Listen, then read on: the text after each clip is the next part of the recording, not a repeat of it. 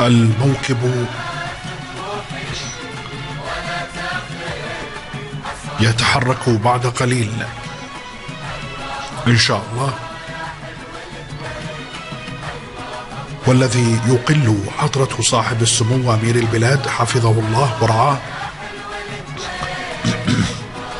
وصاحب الفخامة الضيف الكريم من المطار الأميري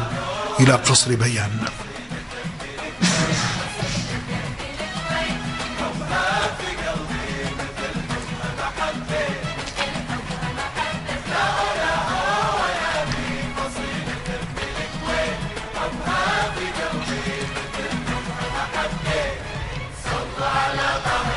حيث ستبدأ إن شاء الله في الساعة 7 مساء المباحثات الرسمية بين حضرة صاحب السمو الشيخ صباح الأحمد الجابر الصباح أمير البلاد حفظه الله ورعاه وصاحب الفخامة الضيف الكريم بحضور سمو الشيخ نواف الأحمد الجابر الصباح ولي العهد حفظه الله بقصر بيان.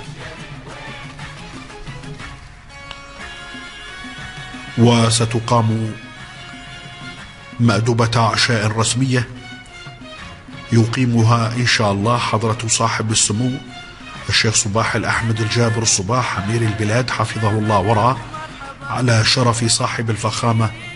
الضيف الكريم بقصر بيان.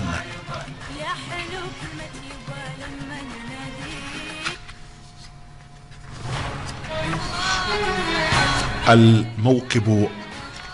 الرسمي والذي يقل حضرة صاحب السمو أمير البلاد حفظه الله ورعاه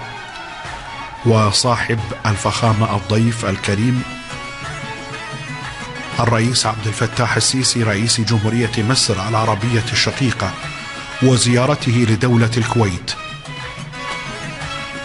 من 5 وحتى 6 من يناير عام 2015.